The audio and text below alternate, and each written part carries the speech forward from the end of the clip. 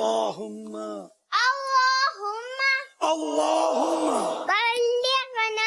بلغنا رمضان.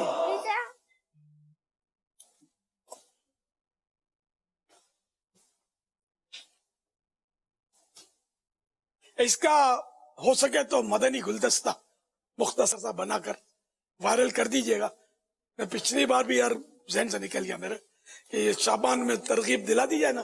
اب اس میں نے مطلقاً دعا دی ہے، کسی سن کا تذکرہ نہیں ہے کہ اس سال کے لیے یہ اللہ کرے ہر سال آپ کو کام آتا رہے گا. میں نہ رہا تب بھی انشاءاللہ یہ میرا چلتا رہے گا انشاءاللہ کلپ. اللہ ہمیں ثواب جاریہ والے کام نصیب فرمائے، راضی ہو جائے. اور بہت سارے سال ابھی ماہ رمضان کی زیارتیں ہم کو ملیں اور اعتکاف کی سعادتیں بھی ملیں. ماہ رمضان کا اعتکاف بھی ہو رہا ہے پورے ماہ رمضان کا انشاءاللہ. بہت سارے مقامات پر میری معلومات کے مطابق 196 مقامات پر دنیا بھر میں ایک ماہ کے اعتکاف ہو رہے ہیں. اور پاکستان میں 63 کا ہدف دیا تھا، لیکن 66 تک 2-3 دن پہلے تک تو 66 مقامات کی ترکیب ہوئی تھی. ہو سکتا ہے بڑھیں یا ہو سکتا ہے 2-4 ادھر ادھر ہو جائیں اور 63 کا ہدف باقی رہے.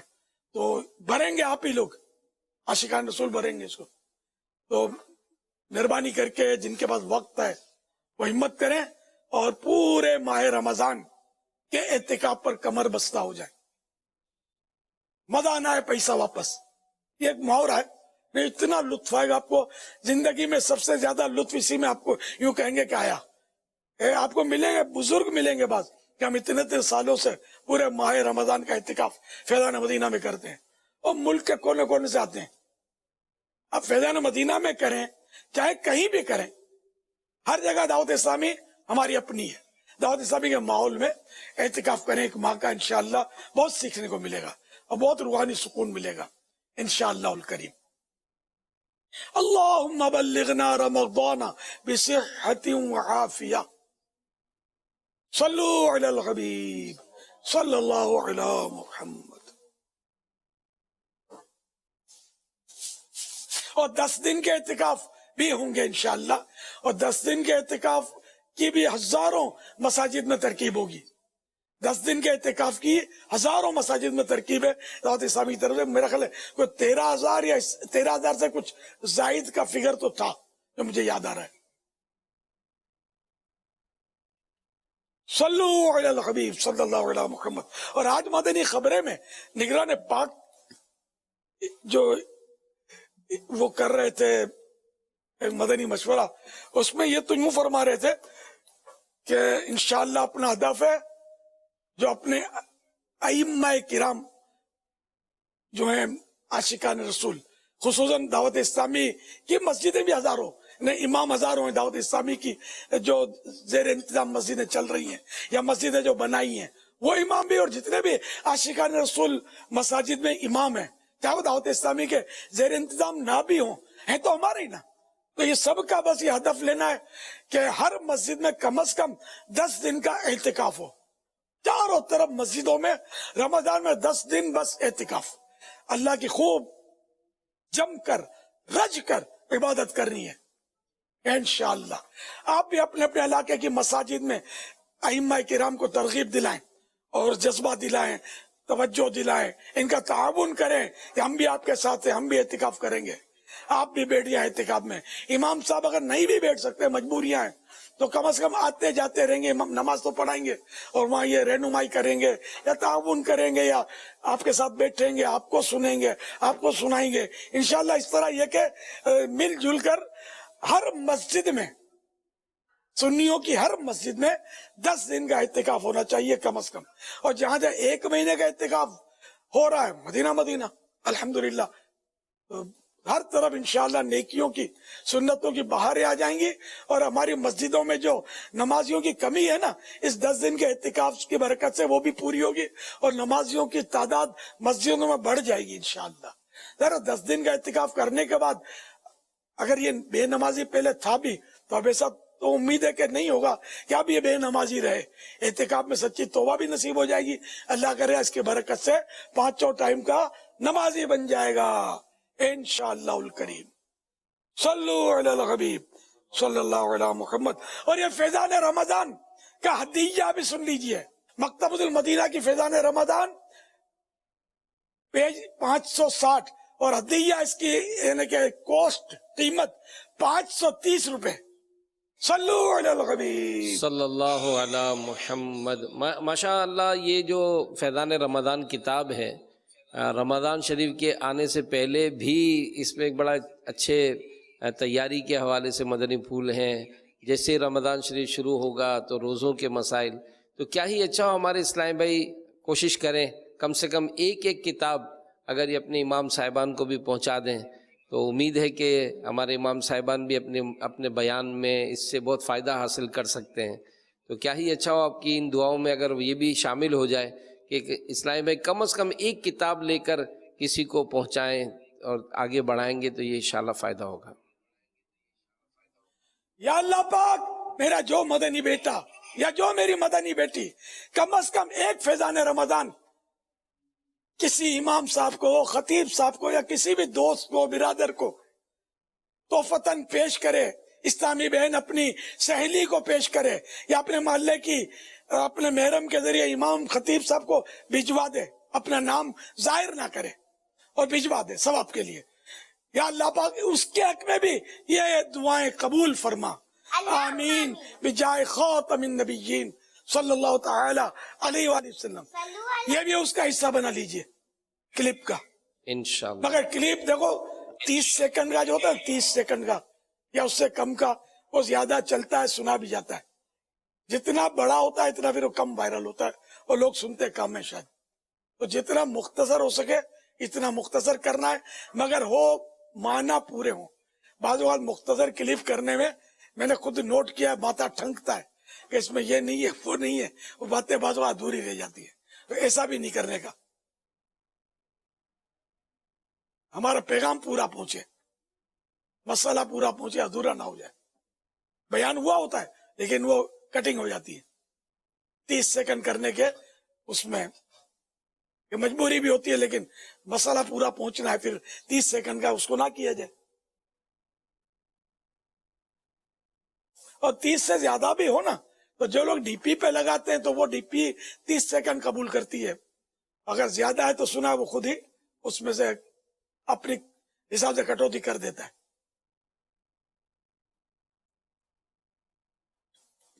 صلو علی الحبیب صلی اللہ علیہ وسلم. سوال یہ ہے کہ نانی کیا اپنی نواسی کو زکوٰۃ دے سکتی ہے؟ نہیں دے سکتی. اصول و فرا میں اوپر نیچے اصول نانی پر نانی پر دادی ان کو بھی نہیں دے سکتے اور نیچے بھی بیٹی پوتی نواسی ان کو بھی نہیں دے سکتے زکوٰۃ. حقدار ہو تب بھی نہیں دے سکتے اور جو حقدار نہیں ہے وہ تو کسی کو بھی نہیں دے سکتے. ایک سوال یہ ہے کہ گھر میں سے پیسے وغیرہ ایک کے بعد ایک چیز غائب ہو رہی ہو، اس کے بارے میں کوئی وظیفہ بتائیں کہ غائب پیسے وغیرہ مل جائیں. اس کے لیے ایک وظیفہ تو بہت اچھا ہے، اگر یہ پڑھتے رہے نا چلتے پھرتے اٹھتے بیٹھتے، یا رب موسیٰ یا رب کلیم بسم اللہ الرحمن الرحیم. یہ بڑا زبردست وظیفہ ہے گمی ہوئی چیزوں کے ملنے کا. بلکہ اور بھی جو بھی حاجتیں ہوتی ہیں اس میں یہ انشاءاللہ بہت پیارا وظیفہ ہے. یا رب موسیٰ یا رب کلیم بسم اللہ الرحمن الرحیم. یہ پڑھتے رہے وضو بے وضو چلتے پھرتے اٹھتے بیٹھتے. انشاءاللہ یہ اگر غائب ہو جایا کرتے ہیں تو بعضوں کا جنات بھی یہ شرارت کر رہے ہوتے ہیں تو انشاءاللہ یہ ختم ہو جائے گا، یہ رک جائے گا. بغیر ثبوت کے، شرعی ثبوت کے، گھر کے کسی فرد پر شک نہ کیا جائے. بعض اوقات یہ کہ بہو کی شامت آ جاتی ہے، حالانکہ ایسا ہوتا نہیں ہے، بیچاری بہو بے قصور ہوتی ہے لیکن بہو پر ڈال دیتے ہیں. آخر بیٹی پر کیوں نہیں ڈالتے جبکہ لیا بیٹی نے ہو؟ یعنی یہ ہے کہ بہو کو جب تک اجنبی سمجھتے رہیں گے نا گھر چلنا مشکل ہو جائے گا. یہ فاصلے ہی رہیں گے. تو بہو کو ساس سسر کو چاہیے کہ اپنی بیٹی سمجھے اور گھر کے افراد بھی اس کو بس اپنی سمجھے, غیر نہ سمجھے. یہ نہیں کہتا کہ بہو ایسا نہیں کر سکتی, ہو سکتا ہے کہیں بہو بھی کرتی ہو, کہیں بیٹا بھی کرتا ہو, کہیں گھر کا نوکر کرتا ہو, اور کہیں کوئی نہ کرتا ہو, جن کرتا ہو. اس لیے جب تک شرعی طور پر ثبوت نہ ہو جائے کسی کو ہم چور نہیں کہہ سکتے, اور ثبوت بہت مشکل ہوتا ہے اس کا. یا تو خود کہے کہ میں نے چوری کیا, یا پھر دو مرد مسلمان جیسے کہہ دیں کہ ہم نے اس کو چوری کرتے دیکھا ہے, کنفرم ہو تو. باقی اٹکل سے چور نہیں کہہ سکتے کسی کو, یہ پھر خود پھنس جائیں گے, گناہ میں پڑیں گے. یہ ہمارے عام طور پہ اس نے چرایا ہے. اچھا, نکلوانے کے لیے, اگلوانے کے لیے بھی یہ طریقہ ہوتا ہے, اسی نے چرایا, تو نہیں چرایا, بول جلدی, تو نے, مجھے پتا ہے تو نے چرایا ہے. اب یہ کیا ہے, یہ کہاں سے پتا چلا آپ کو؟ یا وہ پولیس والے اگلوا رہتے ہیں, پولیس والے تو اگلوا لیتے ہیں, بھلے کبھی خواب میں بھی اس نے چوری نہیں کی, اس سے 10-20 چوریاں قبول کروا لیں گے یا مار گے. تو یہ کوئی طریقے تھوڑی ہیں, اسلامی طریقے یہ نہیں ہے کہ کسی کو خامہ خواہ بیچارے کو مار کے, اور تو 10 قتل بھی قبول کر لے گا, پٹائی ہوگی تو. جیسے وہ بچپن میں نہیں وہ چی بول کر کے چیٹی مارتے تھے, تو یہ کہ چی بولے گا ہی نا, وہ اپنی وہ کھال بچانے کے لیے. بہرحال یہ کہ شریعت میں گواہ اور جو بھی ایک پراپر طریقہ کار ہے. اللہ پاک ہم کو سب کو شریعت کا پابند کرے, اسلام کا پابند کرے.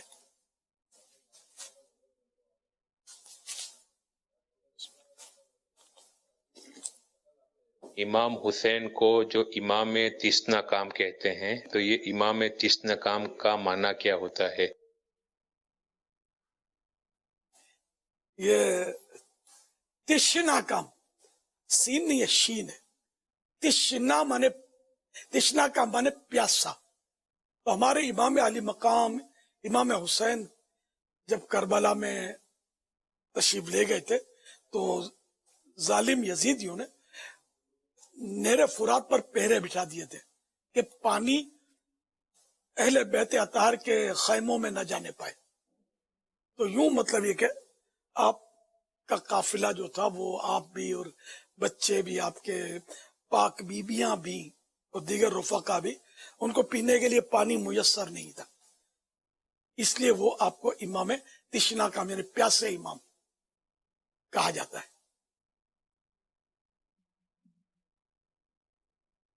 صلو علی الحبیب صلی اللہ علی محمد. آپ کی بارگاہ میں سوال یہ عرض ہے کہ یہ سنت مبارکہ ہے کہ بھوک سے کم کھانا چاہیے اور پلیٹ صاف کرنا بھی سنت ہے, تو اس بارے میں رہنمائی فرمائیں کہ ہمیں کیا کرنا چاہیے؟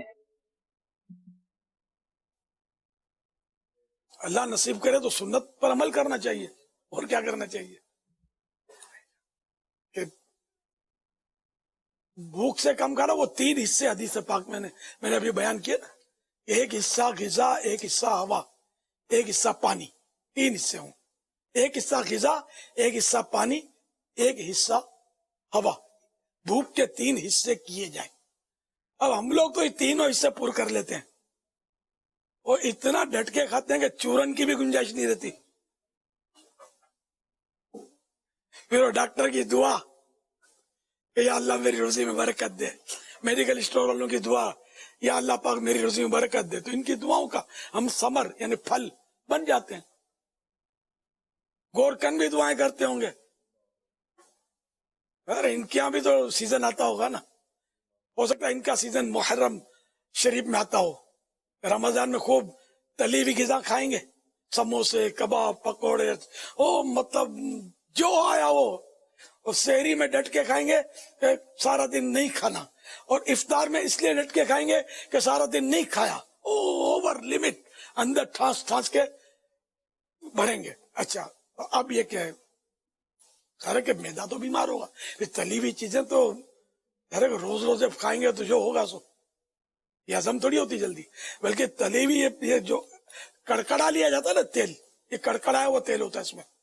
تو یہ تیل جو ہے یہ جب اندر جاتا ہے تو ہماری غذائیں جو ہوتی ہے نا، چاول روٹی جو بھی، اس کو یہ کوٹنگ کر لیتا ہے، یہ تیل اندر جا کے جب کوٹنگ کر لے گا تو ہضم نہیں ہونے دیتا. ہاضم لعاب جو ہے یہ اس پر اپنا کام دکھانے میں ان کو مطلب پرابلم ہوتا ہے. تو اس طرح مطلب یہ کہ کھانا جلد ہضم نہیں ہوتا، آہستہ آہستہ آہستہ بندہ جو ہے بیماری کی طرف نکل جاتا ہے. اچھا تو یہ ایک اچھا تو رمضان شریف کے بعد بھی رمضان کے آخری دنوں میں کلینک جو ہوتے ہیں نا اس میں رش ہو جاتا ہے. یہ میرا تجربہ ہے. 27ویں رات یار میں تو بخار میں تپ رہا تھا، کوئی الٹیاں کر رہا ہوتا، کوئی کچھ کر رہا ہوتا بیچارہ. اور مطلب یہ کیا عید ہماری یار عید بھی بگڑی یار، میں بیمار ہو گیا تھا. اب سارا مہینہ کباب سموسے کھائے تو اب یار کیا کیا جائے. تو یوں مطلب یہ کہ یہ خصوصی رمضان کے آئٹم جو ہے نا یہ پریشان کرتی ہیں. اور یہ خوب کولیسٹرول، ٹرائیگلیسرائڈز یا دیگر جو بھی چیزیں نا، لپڈ پروفائل جتنا بھی ہے نا وہ تقریباً ڈسٹرب، یعنی بہت سو کا یورک ایسڈ بڑھ جائے گا. خوب بوٹیاں کھاتے ہیں، قیمے کھاتے ہیں. تو دیکھیے سب کا نہیں ہوتا، بعض لکڑ عدم پتھر عدم ہوتے ہیں، محنت مزدوریاں کر رہے ہوتے ہیں، ان کو نہیں پتا چلتا ہوگا. جنرلی مطلب عام آدمی جو ہے نا، گھریلو آدمی یا عورتیں، یہ بیچاریاں بیمار ہو جاتی ہیں. اچھا پھر بھی علاج کروا لیا، کلینک میں چلے گئے، دوا لے لیے، ترکیب آ گئی. پھر 2 مہینے کے بعد بیل بکرے جو بھی ہیں سب کو کلی اختیارات، وہ میدے میں جا کر وہ سینگ لڑاتے ہوں گے. تو پھر بعضوں کو یہ بیل بکرے پٹخ دیتے ہیں، پھر ہارٹ پرابلم ہو جاتا ہے اور بیچارے چلے جاتے ہیں یا کارڈیو ہاسپٹل میں ایڈمٹ ہو جاتے ہیں. یہ کچھ میں نے ایسا محسوس کیا اس طرح کا کہ یہ سیزن تو محرم میں اموات شاید زیادہ ہوتی ہوں گی، یا گورکن بھی دعائیں، ان کی دعائیں رنگ لاتی ہوں گی، ان کو کام ملتا ہوگا. قبریں کھودنے والوں کو، کفن بیچنے والوں کی کا بھی ہو سکتا ہے یہ سیزن ہوتا ہو، قبروں پہ پھول ڈالنے والوں کا سیزن. اللہ بہتر جانے. بارہ یہ کہ مرنا سب کو ہے، اور جو بیمار ہو گیا اس کے بارے میں ہم یہ نہ کہیں کہ کباب سموسے کھائے اس لیے رمضان میں بیمار ہو گیا. ویسے بھی آدمی بیمار تو ہوتا ہے نا. بخار نے تو پیارے آقا صلی اللہ علیہ وسلم کو بھی سلام عرض کیا، سلامی کے لیے حاضر ہوا نا، اور قدم بوسی کی. بخار نے برکتیں لی ہیں. یہ وہ خوش نصیب بیماری ہے بخار کے، سرکار صلی اللہ علیہ وسلم کی صحبت سے فیضیاب ہوا ہے. درد سر یہ بھی انبیاء کرام کو بھی ہوتا تھا، اور اعلیٰ حضرت رحمت اللہ علیہ فرماتے ہیں الحمدللہ مجھے بھی ہلکا بخار اور درد کمر رہتا ہے. یہ دیکھیں وہ نسبت کہ بخار اور درد سر کو انبیاء کرام علیہ السلام سے یوں نسبت ہے. تو معاذ اللہ ان کا تصور نہیں ہے کہ کھانے میں یہ صاحبان جو ہیں کوئی ہماری طرح ہوں. نعوذ باللہ. یہ تو مثال دیتے ہوئے ڈر لگتا ہے کوئی بے ادبی کا لفظ منہ سے نہ نکل جائے. ہم لوگ ہیں جو بس کھانے پینے سے باز نہیں آتے. جو پینا ہے پینے میں بھی مائنس کر دیتے ہیں، تو یہ پانی مائنس کر دیتے ہیں، پانی کم پیتے ہیں، گردے شاہ بن جاتے ہیں بعض لوگ، گردوں کے مسائل کھڑے ہو جاتے ہیں پانی کم پینے والوں کے، اور دیگر بہت سارے مسائل پیدا ہو جاتے ہیں.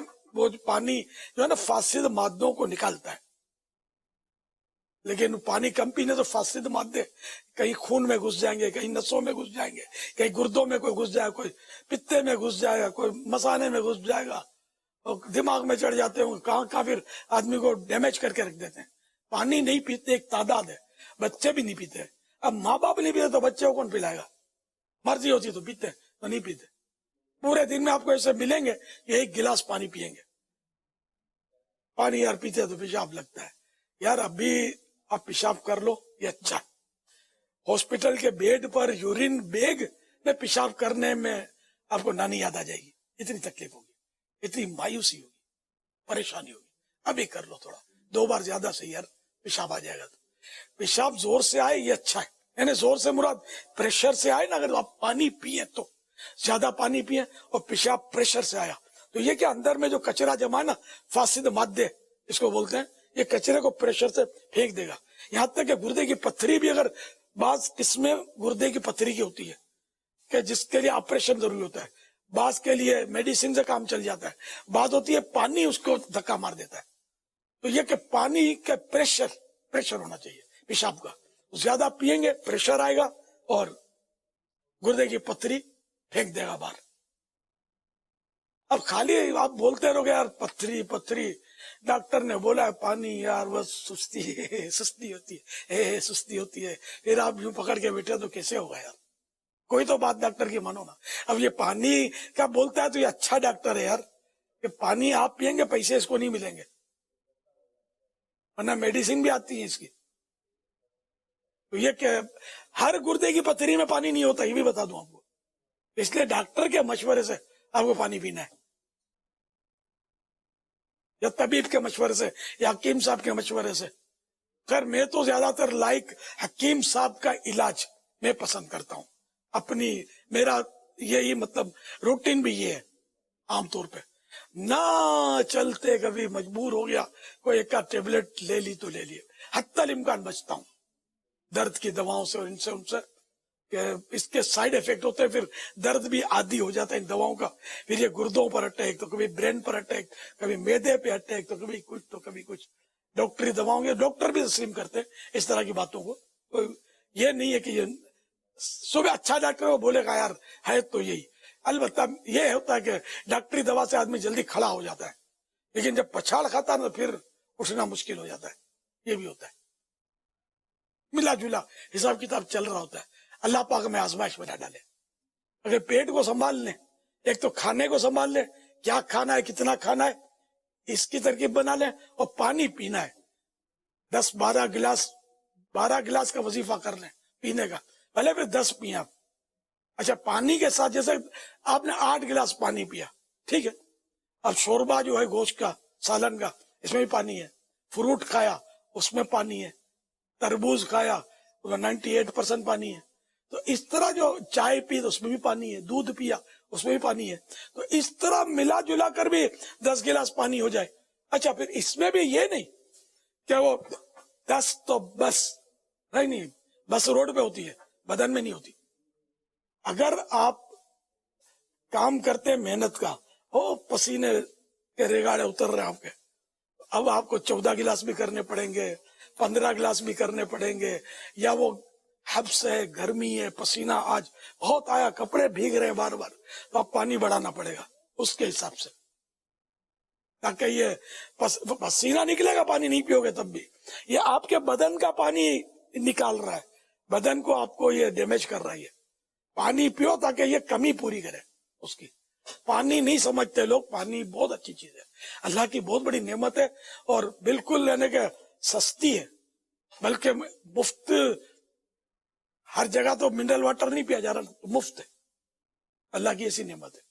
इसको सब ये जहन बना लें कि मुझे 12 गिलास पानी पीने, एक दो इधर उधर पिए, इंशाल्लाह आपको बहुत सारी बीमारियां होंगी ही नहीं, पता भी नहीं चलेगा, और पानी के जरिए वो आर पार होती रहेंगी। और नहीं पीने वाले थोड़ा टेस्ट करवा ले, तो बांडा फोड़ देगा आपका वजूद जो है ना, वो ये क्या क्या संभाल के रखा था, शायद अल्लाह आजमाइश में ना डाले। सल्लु अलल हबीब सल्लल्लाहु अलैहि मुहम्मद।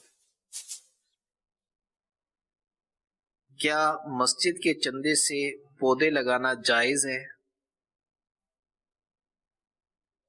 अगर किसी ने चंदा इसीलिए दिया है कि पौधा लगा लो, मस्जिद वालों ने भले चंदा लिया है बिल फर्ज कि हम यहाँ देखो ये खारिज मस्जिद लगेगा पौधा, आईने मस्जिद में नहीं लगेगा, फिनाए मस्जिद में नहीं लगाएंगे, खारिज मस्जिद बाद जगहें होती हैं, तो वहां ठीक है पौधे होते भी हैं, पार्क होते हैं, तो उसके लिए लिया, उसी के लिए तो लगाएंगे, वरना आम चंदा जो मस्जिद के नाम पर किया ना उससे नहीं लगा सकते। अब कहीं इसका उर्फ हो तो वहां इजाजत मिलने की सूरत बने तो फिर ये एक इनफरादी सूरत होगी, तो ये मुफ्ती साहब से मशवरा करके लगाना है, वरना जनरली तौर पर मस्जिदों पौधे हमारे यहाँ बड़े शहरों में तो खासकर कहाँ होते हैं पौधे, पूरी पूरी मस्जिद होती, पौधा एक भी नहीं होता। सल्लु अलल हबीब सल्लल्लाहु अलैहि मुहम्मद। उर्फ माने मामूल, रूटीन, जहां जैसी रूटीन हो वैसे हर सूरत में रूटीन भी काम नहीं करती, बाद सूरतों में शरीयत इजाजत देती है, तो ये वही कि मुफ्ती साहिबान से पूछेंगे तो वो रहनुमाई फरमाएंगे। दारुल इफ्ता अहले सुन्नत आपकी रहनुमाई के लिए موجود نمبر دکھایا جاتا رہتا ہے اسکرین پر، آپ فون اٹھائیں، کال کریں، جواب لیں، اور کبھی دیر بھی ہو جائے گی جواب میں، وہ رش ہوتا ہوگا تو وہ اس کو پھر یہ نہیں کہ اتنا پھر بھی آسان ہو گیا، پہلے شرعی مسائل معلوم کرنا اتنے آسان نہیں ہوتے تھے، تو میں خود مسئلے معلوم کرنے کے لیے مفتی اعظم پاکستان مفتی وقار صاحب رحمۃ اللہ کے وقت 10-12 کلومیٹر سفر کر کے آئے دن حاضر ہوتا تھا۔ وہ اس کو تو یہ صورتیں فون تھا لیکن فون پر جواب دینے کا عام طور پہ ہوتا نہیں تھا، جانا ہوتا تھا۔ اب آسانی، یہ دارالفتہ اہل سنت کی کوالٹی ہے کہ انہوں نے ماشاءاللہ یہ سسٹم رکھا ہے، اور دارالفتاؤں میں یہ ہوگا یہ سسٹم، ہمارے ہاں تو ہے ہی ہے الحمدللہ۔ یہ آپ کا اپنا دارالفتہ اہل سنت ہے دعوت اسلامی کا، اس سے رجوع کریں اور شرعی رہنمائی لیتے رہیں۔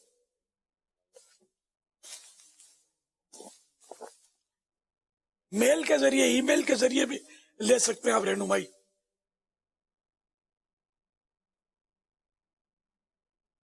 الحمدللہ رب العالمین، صلو علی الحبیب صلی اللہ علیہ صلی وسلم۔ اللہ تعالی علی محمد۔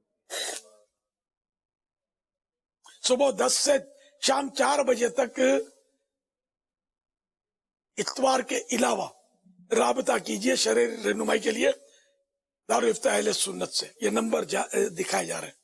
ذرا ڈبل 12 گھنٹے تو مشکل ہے، یہ اس ٹائم میں 6 گھنٹے۔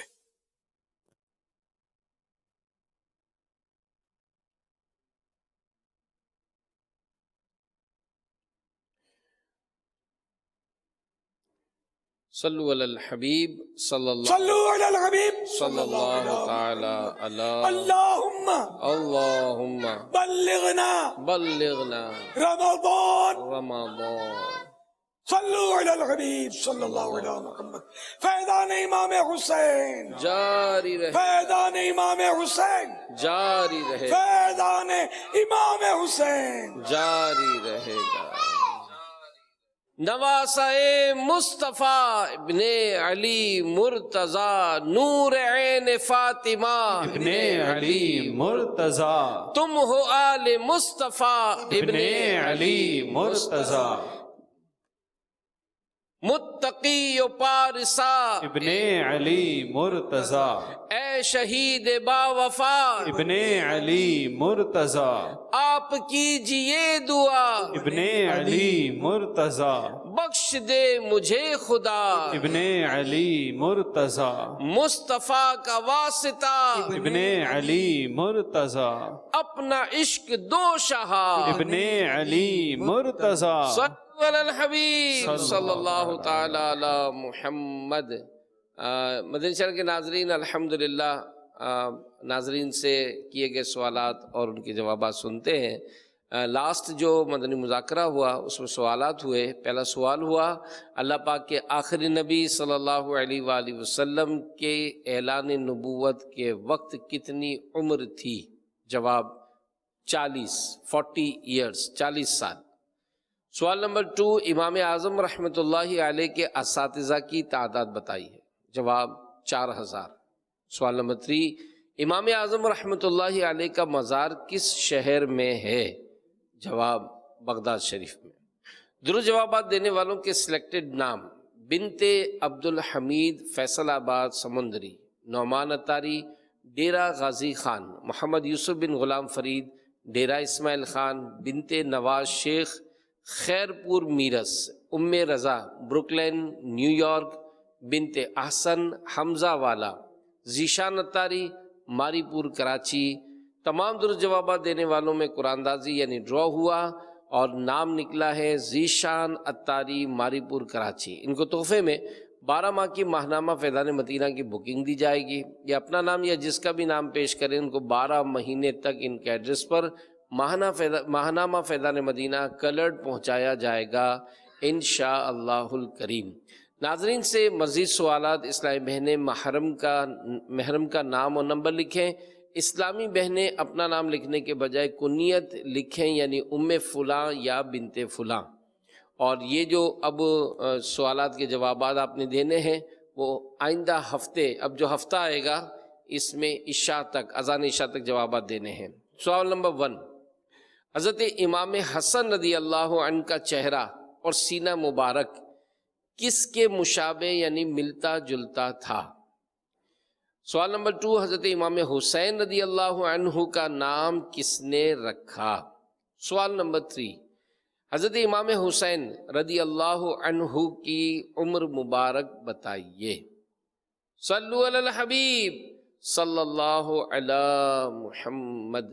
مدنی مذاکرہ، مدنی مذاکرہ، مدنی مذاکرہ۔